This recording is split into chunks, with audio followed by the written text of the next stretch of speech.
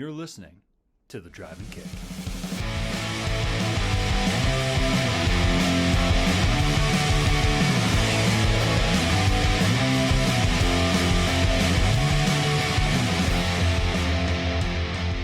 What is going on, everyone? Thank you for tuning in to another episode of The Drive and Kick. We're recording this on a Sunday where, we think it's finally time to talk about the best team in the NBA, to much to the chagrin of myself and my co-host Joe. Joe, how you doing today? I'm good, Kev. As you kind of touched on, we both share this bond of Celtics hatred, but they're really good. So I'm looking forward to talking about them a little bit. I spent my Friday night just in pure rage over an 11-point Sixers win. But after that, I've actually had a very nice weekend. So it's good to be here with you, Kev. I swear it's the same thing. We do the same thing every week. It's some sort of some Sixers high points followed just by brutal low points that really set the tone for the week's pod.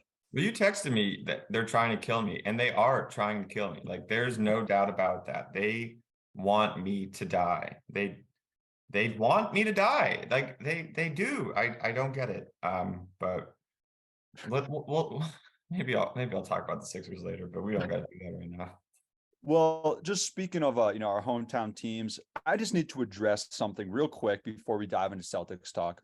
So I've been getting texts, emails, phone calls from our listeners asking, Kevin, why do you guys not talk about the Wizards? I thought this was a Sixers, Wizards, and then the rest of the NBA pod. We're doing a lot of Sixers and NBA. We're not doing very many Wizards. And so I first want to say a Wizards podcast, it's coming.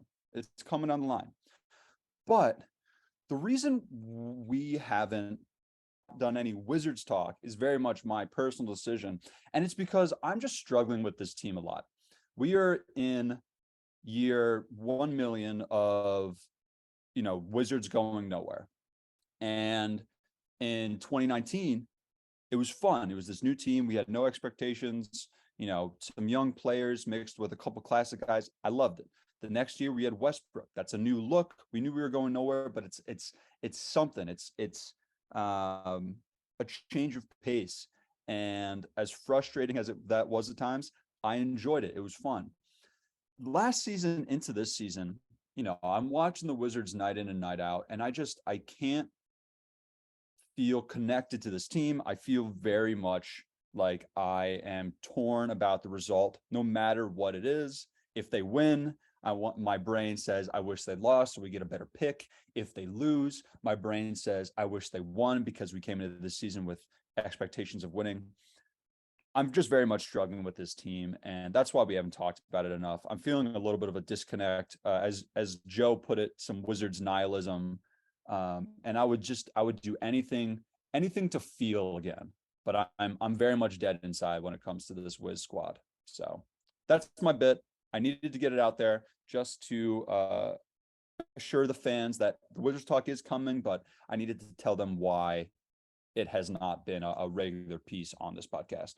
So, Kevin, if you had to choose between a Wizards season next year of being a top 4 seed in a second round exit just to feel some excitement, or Wizards hire someone Hinkie Presti-ish and blow it up for next season, what would you choose?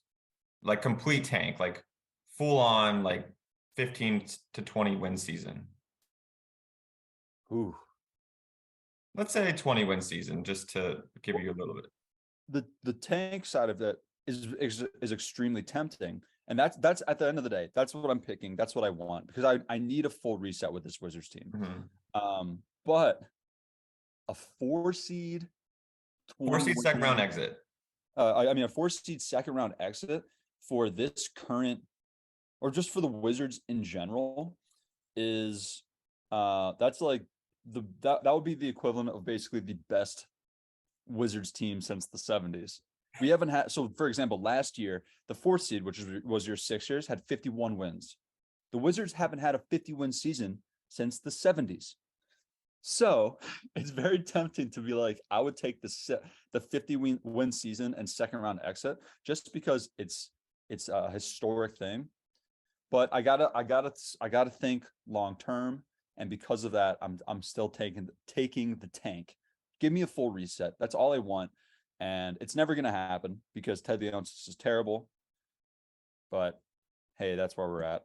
That's the right choice. And someone I could speak from experience that the second round exit gets old. It is fun for the first year. Like that first Sixers playoff year and Simmons rookie year, the year we beat the Heat round one, lost to Boston round two. It's like, it's cool. Future's bright. And then the future's not that bright. So it's the right choice, Yeah. Ken. All right. Let's talk Celtics. Let's talk an actual good basketball team with passionate fans. Passionate being the kind way to put it. Yeah, look, they lost. I was excited about the Celtics Warriors game last night. That was a bit of a bummer. I thought the Celtics just were a little bit cold. Just Yeah. just a bad shooting night. Mm-hmm. But watching this team, I don't really think that there's anybody in the league quite at their level right now. I mean, they score an ungodly amount of points. What's their offensive rating right now? It's their offensive rating is 119. Their defensive rating is 111. Their defensive rating is only going to get better with Robert Williams. However, I do think that he probably does limit their offense a little bit. But I mean, this whole team, man, and it's amazing what they're doing because when you look at what happened in the offseason, it's like the coach has this weird scandal that no one really knows what happened. And but so they get a new coach and they come off a finals loss. You would think that they were due for like a bit of a hangover, but I mean they are just coming out guns blazing. I mean, this team right now as a team they're shooting about 40% from three. Yeah. Like they're as a team they're shooting about 50% from the field. Like their offense is absolutely insane. And I've never seen a player who is like at the level that Tatum is at right now. And it sucks how good he is, man. He is so good. As a human being, like good for you. But like, I don't know. Markelle Fultz, he's crafting out an NBA career for himself, but Tatum is so good. Yeah, that has to sting a little extra amount, being a Sixers fan, and we can do the Tatum conversation in a sec. But I do want to touch on what you were saying about some of their offensive splits. So they're 49, 40, 84 right now. Their splits, their shooting splits. That's 62% true shooting as a team. As a team, it's unbelievable. It's such a high number from efficiency. I mean, they're hitting 16 threes a game. I think right ahead of the Warriors. Them and the Warriors both hit over 16 threes, and then like number 3 is at 14. I mean, they're just next level shooting. They are, and they have a bunch of just smart offensive players. And Marcus Smart also, like, I feel like every year people think he's going to get traded, and every year I feel like he becomes more and more confident as an offensive player. And defensively, he's such a stud. Horford still like is pretty fine. But I just feel like they're so deep. Like, something that like coming off the bench, like Derek White is just like one of my favorite guards in the league to like come off the bench. They're getting like they just have it. They have a little bit of everything. Like I don't really know what else to say about like them. It's just I don't really know where they're short at a position. Yeah, it's a very frustrating team to watch as a Celtics hater. They're on pace to win 63 games. They're 8-2 in their last 10. And like you're saying, they're just deep from everywhere. Right now, they're easily their weakest position would be big man, and that's because Time Lord's out. But even still, Horford is still great. Post Sixers, Horford is a player. I like the little Luke Cornett. I don't even know what to call it because it's not a resurgence because he's never been good. He's always But been the just same. They kind of use him in the right ways.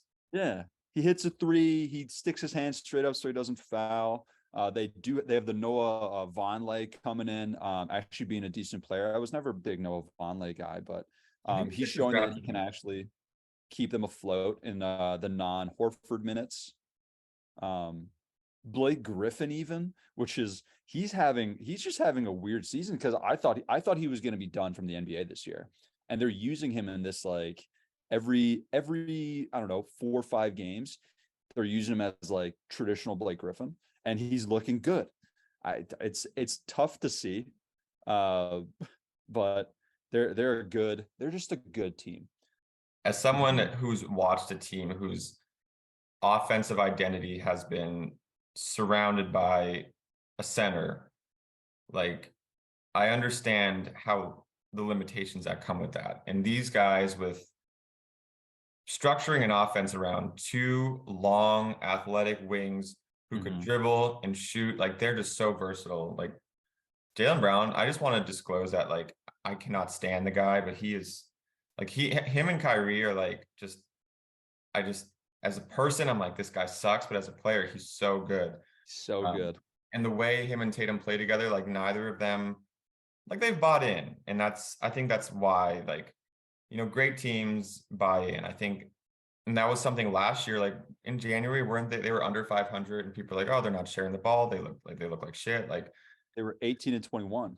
yeah, like they were, but then like, I don't know, it seemed like something clicked. I don't know. And that might have been a player's thing. It might have been a coaching thing, but no, they look great. One thing that I wonder is aside from Robert Williams, who went into the season injured, they're really the one like top tier contending team that hasn't dealt with any sort of injury issues yet. Mm-hmm. Um, Horford's old and he takes nights off, and I think he had COVID once, but like whatever. But Mm-hmm. and this is not a weakness on the team. It's just something like it's pretty unprecedented for any NBA team to go a full season without dealing with any kind of injury adversity. Sure. So I feel like it'll like I don't not wanting anyone to get hurt, but like it just happens. Like guys roll ankles, whatever. Mhm. They'll Well, deal and they'll, that's they'll deal with something. where their depth is really going to come in, come in key as long as it's not one of their big two and Tatum or Brown. They just have so many guys that they I don't think they'll really miss a beat, even if they have an injury to one of their starters because they can just fill that hole. I want to go through real quick and just talk about some of their players individually, maybe a little more depth. And I would like to start off with Time Lord, if possible. Let's hear it. Robert Williams. So first off, Robert Williams, back in what was he the 2018 draft? Um, my Wizards took Troy Brown Jr., who is now, I believe, riding the bench for the Lakers because he's terrible. All I wanted in that draft, all I wanted was to take this center out of Texas A&M known as Robert Williams. Did not happen.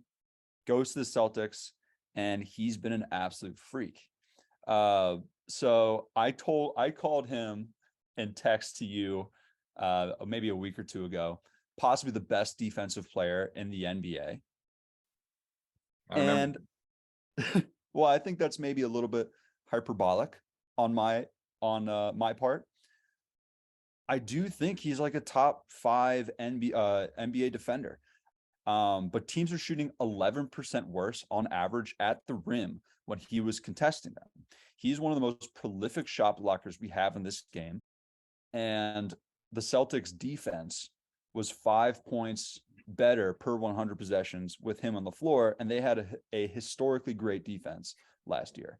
I think he's really going to change this team that's already incredible for the better by a large margin when he comes back.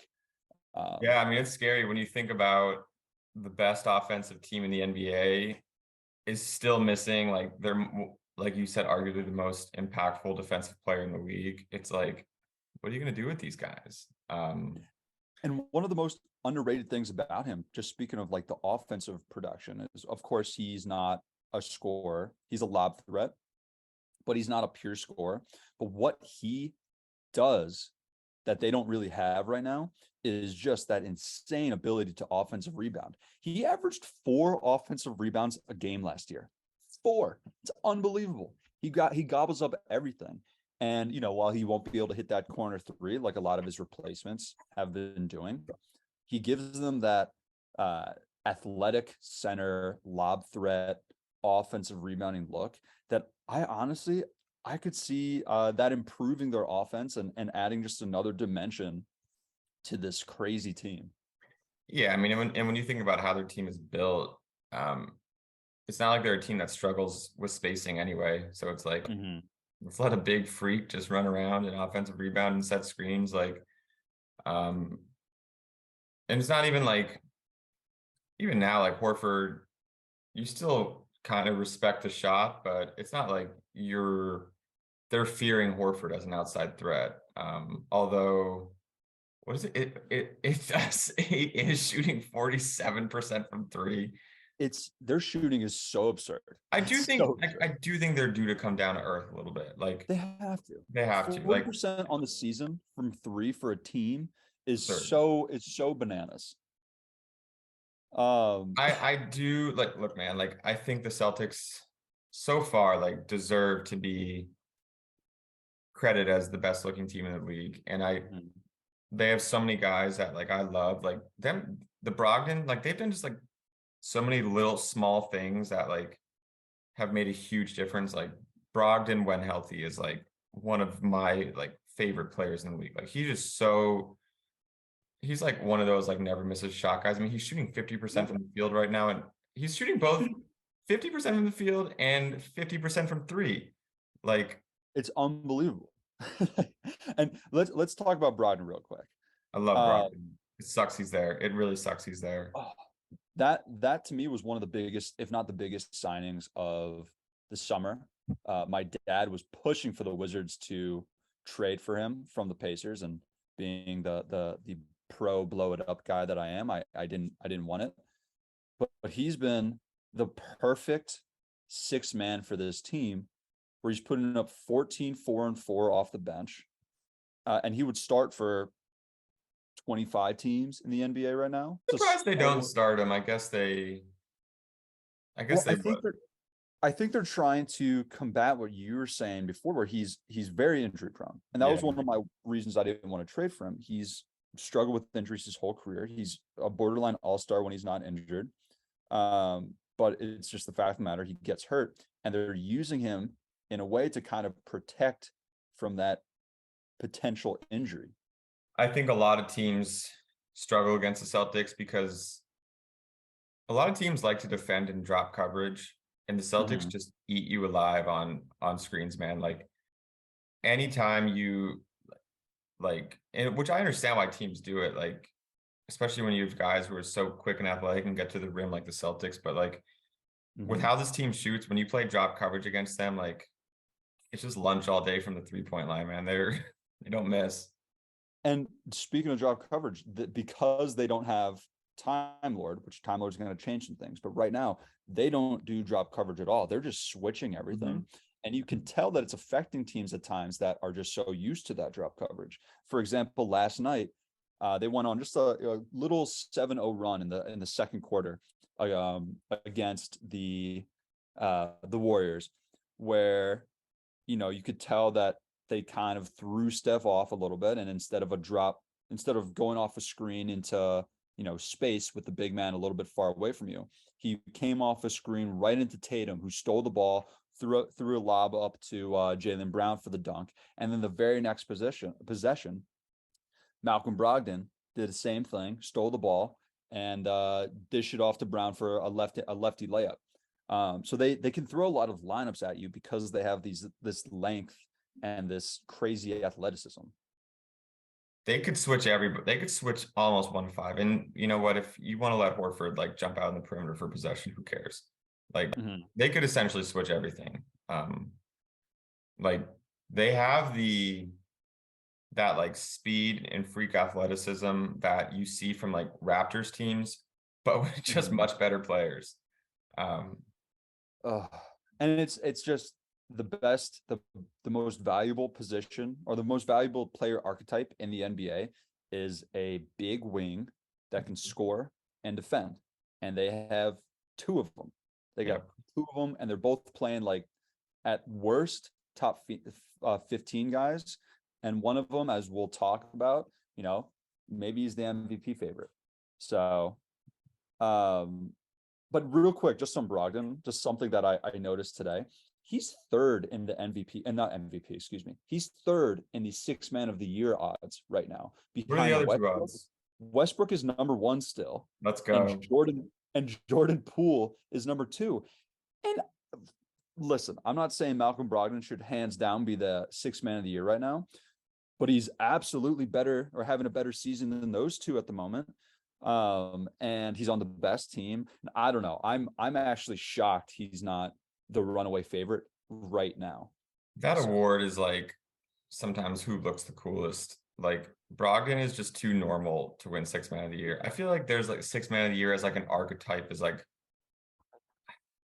I go back and forth whether Jordan Poole sucks, but like he's a perfect guy for this role. Like he comes in off the bench, although he starts sometimes, but he comes in off the bench and just like he's getting his. And I feel like those are the guys that like win this award. the archetype. I agree with that. He's that dominant on ball player that puts up a lot of shots, decent passer, but he's a scorer. That's his thing. And his jump shot has not been falling this year.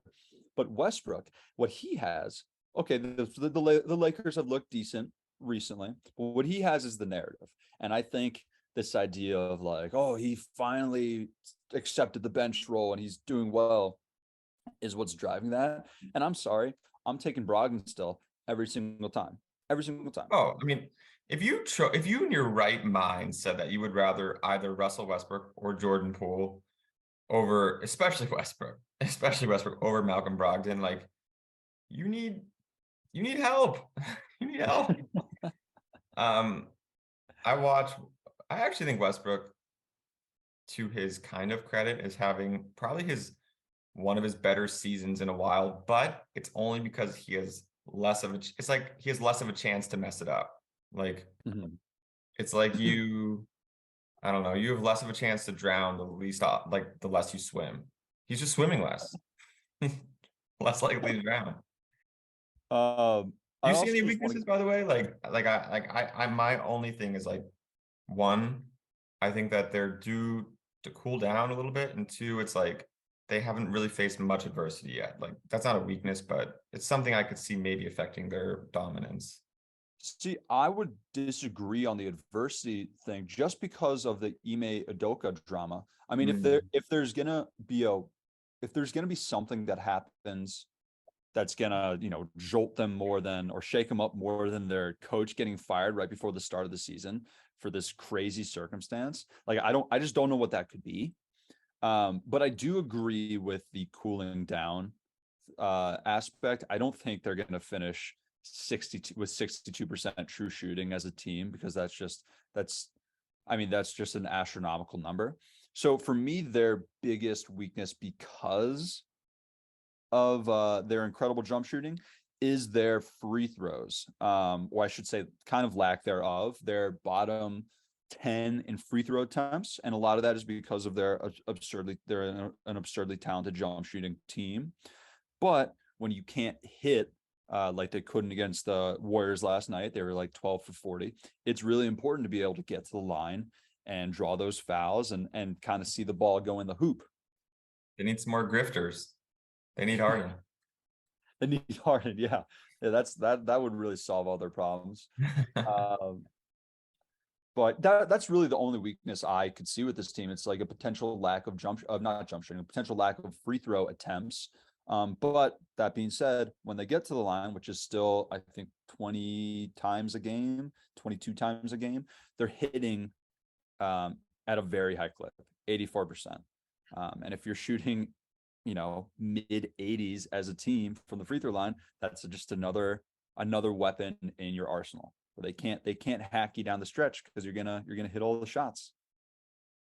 The Celtics have been so good for so long. Like how many Eastern Conference finals have they been in now? Like three. How many they've been in one finals? Like I'm almost at the point where like the Sixers barring divine intervention, aren't going to win the NBA Finals. Like, just give them one. Just give them one and let them maybe then like one of these guys is like, I don't know, like Jaylen Brown's he a California guy? Maybe he's like, I want to go play in California or something like that. Like, just give him one, just get it over with. Like, Oh, just pull off the Band-Aid. Like, they're gonna eventually win oh, one.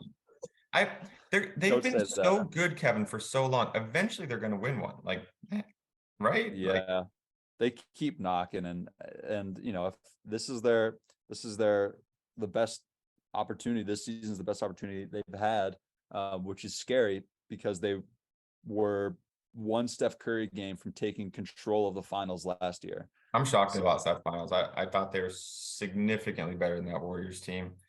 Um, Look, I don't want them to win the NBA Finals. I'm saying if it's gonna happen, it's like when you go into a really cold swimming pool. Like nothing's worse than going step by step, slowly, slowly, slowly.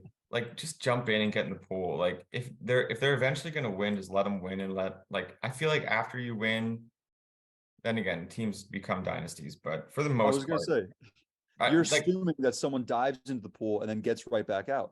No, you're going to be swimming around there for a while, Yams. mm, as a So Celtics hater, it's looking bleak for me. It's looking very good for them. I think that's very fair, and I think it's time for us to talk about um what is probably the best duo in the NBA right now, in Jason Tatum and Jaylen Brown. Mm, yeah. So Jason Tatum, 38 and 4 on 47, 36, 85 splits. And I think outside of Giannis, he's the best two-way player in the NBA right now. He's so good that you actually like people aside from his Kyrie Irving retweets, like you kind of forget about Jaylen Brown, which is weird because I'll be the first to admit I used to think Jaylen Brown was a better player. Um Up until about last year, I thought like if I had a pick, I would pick Jaylen Brown. Mm-hmm. Um and then Tatum got a lot better and Jaylen Brown started posting questionable stuff, a lot of bad stuff on social media. So I'm like Tatum all the way. But yeah, they're really good. And you know, it's not like it's like your turn, my turn basketball. Like they play so well together, which Mm-hmm. is something that, and maybe my brain is broken from watching the Sixers who just don't. But to me, it's like I feel like that is a struggle for in the NBA when you have a bunch of great guys. Like it's hard sometimes for these guys to sacrifice a bit and playoff ball, but both those guys play off ball so well.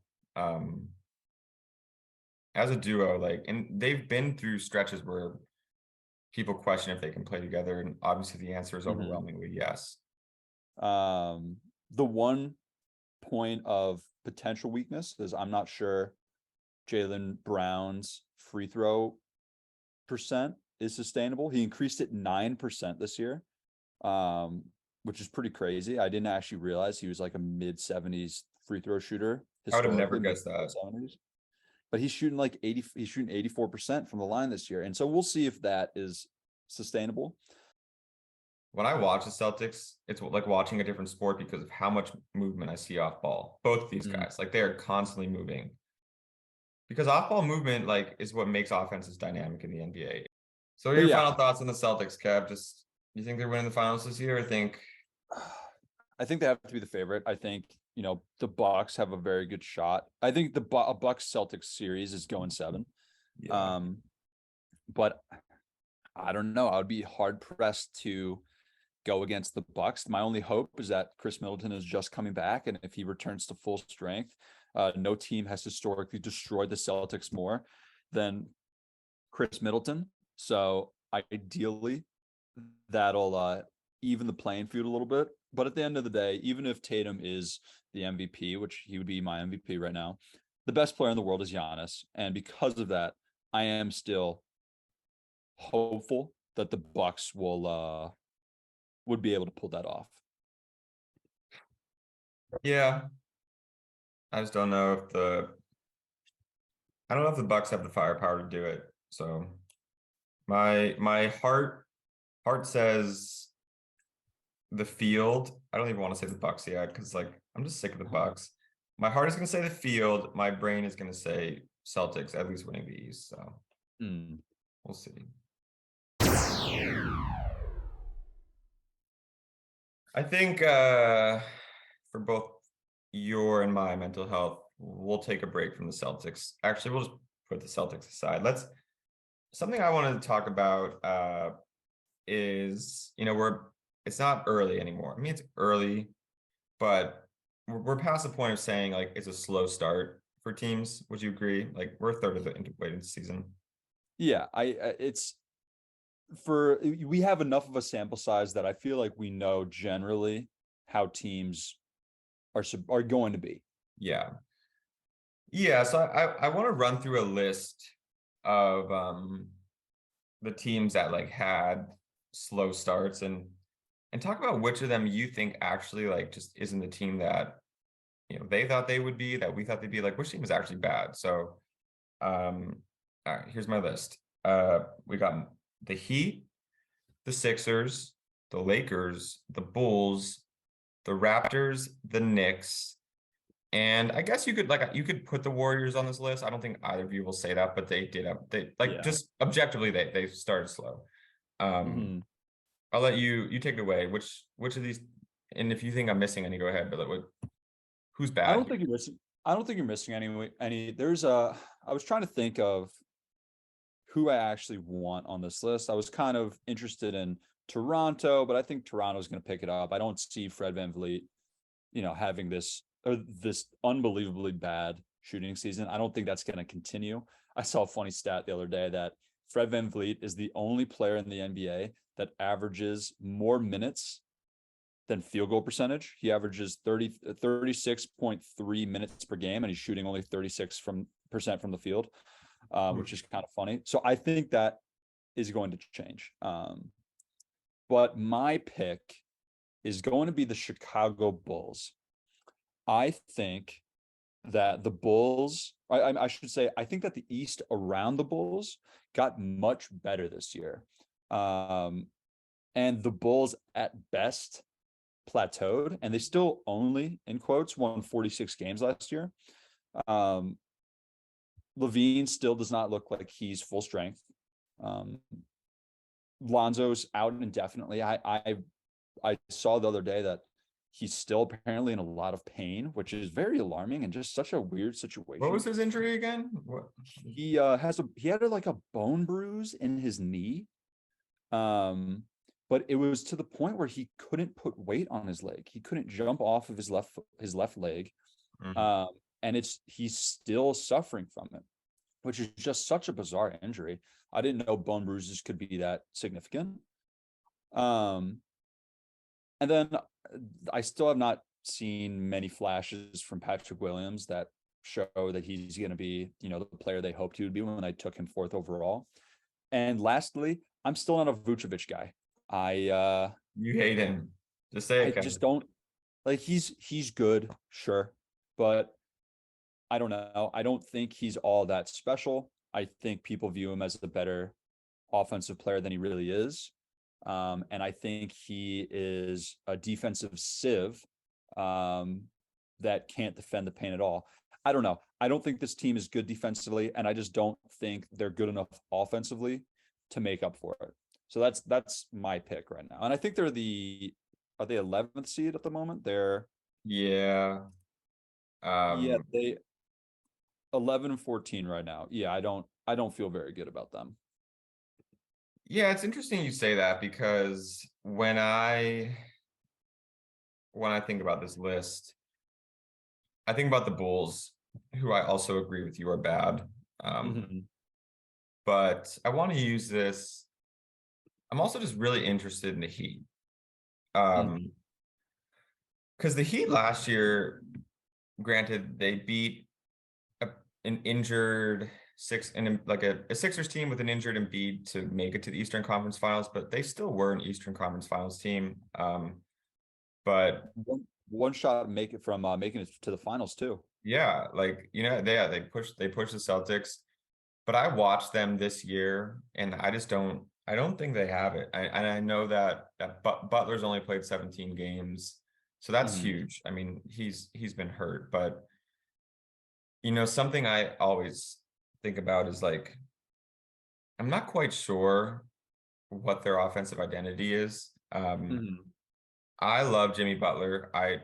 If if you ask me right now, like do anything to bring Jimmy Butler back to Philadelphia, I would 100% do it. But there are a lot of limitations to making Jimmy Butler your best player offensively on a team that's supposed to have like contending aspirations. Mhm. Um, I think Lowry is completely cooked. Like he's he's not even like much of a shell anymore. He's just like there. I feel like we're having a little bit of a Kyle Lowry resurgence. I had the opposite take. I think he's cooked. But I don't know, dude. Like I don't really know like what they rely a lot on Hero, who's also been hurt. It's like, Hmm. Oladipo's coming back. He's probably gonna hurt himself in another day or two. It's just like I don't really know like what is this team's offensive identity? And I think that's what I struggle with the most when watching them. Yeah, I can see that. I think it's important to surround a player like Jimmy Butler, who is not much of a shooter, at least 3-point shooter, with a significant amount of 3-point shooting. And while Tyler Hero is still, knocking down threes, hitting 38%. And Caleb Martin's actually shooting pretty well, even though he's only taking about 4 a game. One important missing piece is that Duncan Robinson has gone full blown Davis Bertans, where he's not even playing anymore. He's shooting 31% from three, um, which is hard to wrap your brain around after he had such a prolific season in shooting. I think it's safe to say that shooter contract bubble has beyond popped, and Mhm. people will not be making those same mistakes in the future. But it's also important to note just how significant the Heat's injuries are. They've had 9 different players start games for them this year Yeah. already. And we're only 25 games in, 26 games in. And on top of that, their lack of depth. I guess that their injuries, the injuries they've suffered kind of expose this lack of depth that they have. Yeah, you know Um, who they're really missing is PJ Tucker. yeah, he would solve all their problems. It's who do, dude. No, they are short off the bench. I mean, I actually I think Caleb Martin gives them a lot. I think he's like a legitimately good NBA player. Mm-hmm. And Oladipo's now played 3 games. When he's healthy, like he's fine. He doesn't give you much offensively, but I don't know. Like they're relying a lot on Butler's ability to create at 33 years old. Mm-hmm. Like Butler would be a perfect guy to play alongside someone. But when you're relying on Butler's legs over a course of a long season, it's tough. And I think they're seeing that. But Mm-hmm. but the thing with them though is like they always surprise me and surge at the right time. So who knows? Mm-hmm. Well, and then I have a question. Do you think that this Heat team, if they don't pick it up, do you think they could actually be a team that sells before the trade deadline? I feel like the Heat are too stubborn to sell. I could see a team like Chicago selling, Mm-hmm. but I think in Miami, there's always like, I think they're always going to want to win. However, it would be awesome if they did because they have a million pieces that like teams would love. Um, but I don't know. I don't think so. Hmm. How about Yeah, you? I don't know what the market would be like for someone like Jimmy Butler. I don't know what the asking price would be versus what people would actually be willing to give up. He's still a great player, but the injury risk, the contracts, I just don't think. I think they're probably just going to ride this team out. I mean, there's a world in which they package Duncan Robinson and picks for something, but Yeah, they got again, to I don't know sell what to they get do. off that contract because he's Yeah, it's not good. It actually makes Davis's contract look pretty decent, which is jarring to say the mm. least.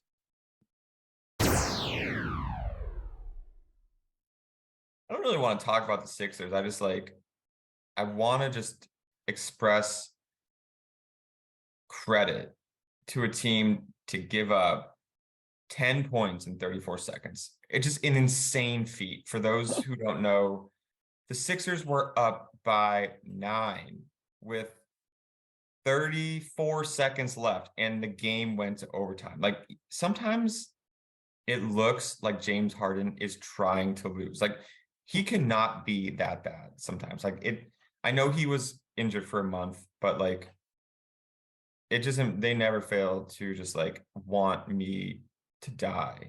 They're just a truly impressive group. Um, look, I've actually seen a couple things from them, like Embiid. I think Embiid has looked, besides the Houston game, like you could see in that Laker game, like there's certain matchups Embiid takes personally, and I think like it's great when that happens. Like he loves playing against Anthony Davis, and Anthony Davis wants absolutely no part of Joel Embiid. The Lakers had LeBron. I love to like stalk like team subreddits after like when I play their game when like the Sixers play them. Like Lakers subs and like Lakers Twitter's going berserk over the Lakers having LeBron guard Embiid because Anthony Davis wants no part of it, which to me is like hilarious and great. But I don't know. It's just like as an NBA team who is filled with max contract players, it's like, guys, complete an inbounds pass. I'm not blaming Doc for this. Doc can't even walk. It's like, do normal things. That's all I ask. I actually will be in attendance tonight against the Charlotte Hornets. So that is a walking L if I've ever seen one. A trap game for a team that gets continuously trapped.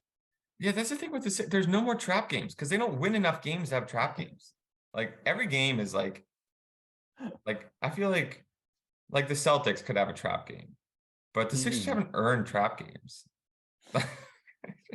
Like I want them to go out and just beat teams up. Like that's what great teams do. Like I don't the regular season, great teams in the regular season for the most, like yeah, every so often you have a cold night, but great teams just go out and beat teams up. And the Sixers just are like, I am not going to do that. I'm going to play at 75% speed and then make a game against Charlotte or San Antonio, like a real barn burner at the end. So just go. They've never made that step either. Even when they would win, like even during their 50+ win seasons, like they just don't beat teams up. So I don't know. Maybe we'll lose tonight, Kevin. I'll be in touch about it.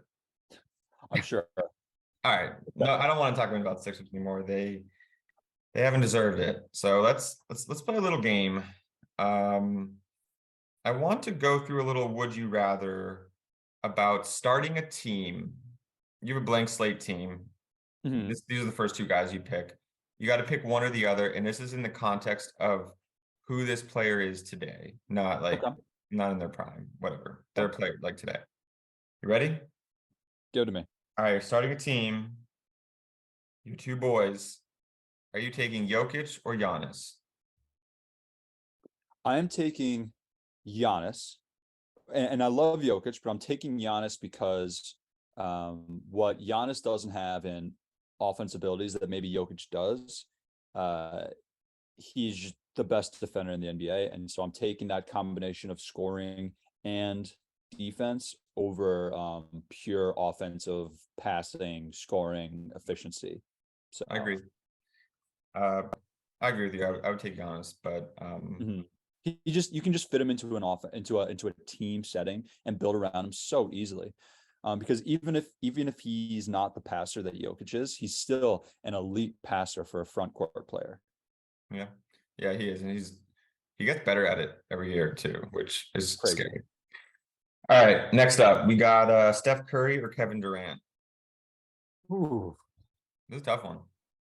This is a tough one. I think I'm going Curry because it's kind of like we were saying earlier with off-ball movement. Now, Kevin Durant might be the best scoring off-ball forward of all time, but what Curry does for gravity and just the constant motion that he runs with, I think it's easier to kind of plug and play that into a team. Yeah, I don't feel good about that. Every game. Yeah, I don't feel good about that decision, but I'm going Curry. I'm a huge Kevin Durant fan. I think I'm gonna go Durant. I watch him, and I watch guys play the most long guys too, like play perfect defense, and it just truly does not matter. Like it It's means just it. so Yeah, it's so effortless. it's Like if he insane. gets to the baseline, it's 2 points. It's 2 points every time. And I don't know how you guard it, and you can't guard it. So All right, next up we got Luca or Embiid. Luca, I'm going Luca. Mm. I think this is nothing against Embiid. I think Embiid's great. I think what Luca would do on a team and what Luca has done on a team with decent talent around him shows that he's uh, the type of guy that actually can make a pretty big run. And then more so, his playoff performances have just been insane. Yeah. And again, nothing against Embiid, even though he's not the best playoff performer. But Luca is, to me, one of the best on-ball players you could possibly have in the league right now. Yeah, if I like didn't have years of like Embiid attachment, I would probably agree with you. But I see how when he wants to be, how dominant Embiid could be on both ends of the floor.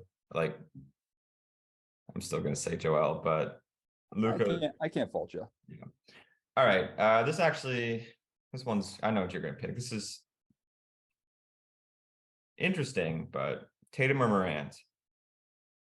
I'm going Tatum. Yeah. Um, Closer I than you really think like though. I really like Morant. I think Morant is the most exciting player to watch in the NBA, and I think he is in the conversation for the best guard. I don't think he is the best guard, but he's in the conversation. And I love the way he plays the game. But to me, Tatum he's 24 still, and he is a top 5 player, and he's the second best two-way player in the NBA. And I can't say enough good things about Tatum. So I got to go Tatum. But I love Morant. It's nothing against Morant. Yeah, I agree. Tatum's been like 24 for the last 10 years. I mean, it really is shocking how young Tatum is. It's annoying. It's Um, annoying. I mean, he's a year older than John Morant. It's crazy. That's actually Yeah, stupid. It's stupid. it was wild. All right. Devin Booker or one no trade clause, Bradley Beal. Devin Booker. Oh, that's by far the biggest gap between You any of the think? players you've listed so far. Oh yeah. You think? For forever, it was like a coin flip. Who would I want? Devin Booker, Bradley Beal. When I'm like, I could see Devin Booker in a few years, but right now I'm taking Bradley Beal. Nah, it's Devin Booker. It's without question, it's Devin Booker in my mind. And again, that's not even an anti-Beal thing, even though I'm feeling less and less of a Beal fan. But Booker, besides this last week, has been so good this year. So for me, it's definitely Booker. Yeah. I think it's closer, but I also don't watch Beal every night. So, you know. It's so frustrating watching him, Yeah. man. All right, ready for this one? Two more. Yeah, SGA or Darius Garland? I'm going SGA. I think what SGA has done this season has been next level. I mean, I think he's like a second team All NBA player this year. And I like Darius Garland. I think Darius Garland is going to be a really special player. But what SGA is doing on this OKC team is crazy, and he's playing like no one else in the NBA like right now. So All right. I agree, but let me end with two. I want to end with two more corpse categories. These will be okay, quick. All right, ready? okay, Corpse on corpse, James Harden or Kawhi Leonard? I'm going Harden, and I like Kawhi. If Kawhi comes back and he's good to go and he's ready, like He just doesn't play. he just doesn't play. Yeah. And he played against my Wizards last night because of course he did. Now he went like 4 for 13 or whatever, and we really lost because of Paul George. But I'm going James Harden because James Harden, for all his faults and everything I've said about him, he looked pretty good before he got hurt. And I think he will look good. He's just still working his way back there. So pretty confidently saying James Harden. Yeah, Harden, he will get better. He just like he knows how to kick a man when he's down when he's not playing well. All right, I want to end with one more. You just did the corpse category. Here's the old guy category. Old guy LeBron or old guy Chris Paul today? I'm still going LeBron. Hmm. I like Chris Paul, one of my favorite players ever. But I think that LeBron, while he started slow, has started to pick it up. And I'm never picking, especially when it comes to old guy categories, I'm never choosing against LeBron. Yeah. He's just that good. He's not the same player he was, but his burst is still pretty impressive. And he's still like his athleticism, he still gets to the rim, he still gets downhill, like better than most players in the league. He still stole the Wizards' lunch money. Yeah. So it's just annoying.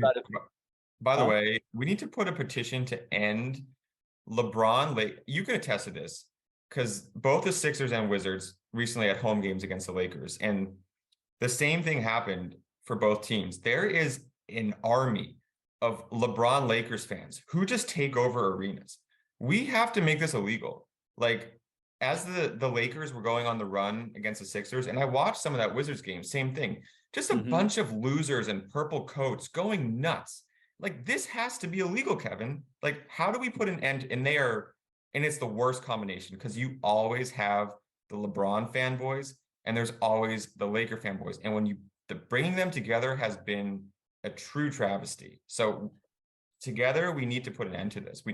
What do you think? What do you think about that? I will just say I've seen 2 Lakers Wizards games since LeBron moved to LA, and I've been basically an away fan in both of those home Wizards games because we're just surrounded by Lakers people. And it's like you're saying, they're the worst type of fan because they're not from LA. You're not moving over to Maryland from LA or Virginia from LA. It's not that. It's people that it's like Cowboys fans that live in Vermont. Like they all live in like New Jersey or something. Yeah, you have no connection to this team except that they were good and they're this historical team. So my least favorite type of sports fan are the Lakers fans that come to these games, and the ones that think Kobe Bryant was a top 3 player of all time. Disgusting. It's awful. Like, inherently, like when the Knicks come to town in Philadelphia, like people make the drive. There's always a lot of Sixers fans in New York, but like that's normal. Like there are not. It bothers me. Thank you for letting me get this off my chest. Well, I appreciate it. I listen, anytime, any opportunity to trash the Lakers, I'm right there with you. So yep. Well, with that, do you have any closing thoughts on the Celtics, the Heat, anything we've talked about? No, you know what? I'm gonna end a closing thought on the Sixers. They started a 7-game homestand on Friday. I want them to win 6 of those games. 7. Incoming 2 and 5. The Sixers. That's it. Yeah, and I don't even have anything to say about my Wiz as we're closing, except that podcast we'll have an episode soon. So go Wiz, I guess. I don't know. All right, it's time to watch the Eagles. Okay, well, thank you everyone for tuning in, and we will see you next week for another episode of The Driving Kick. Take care, everyone.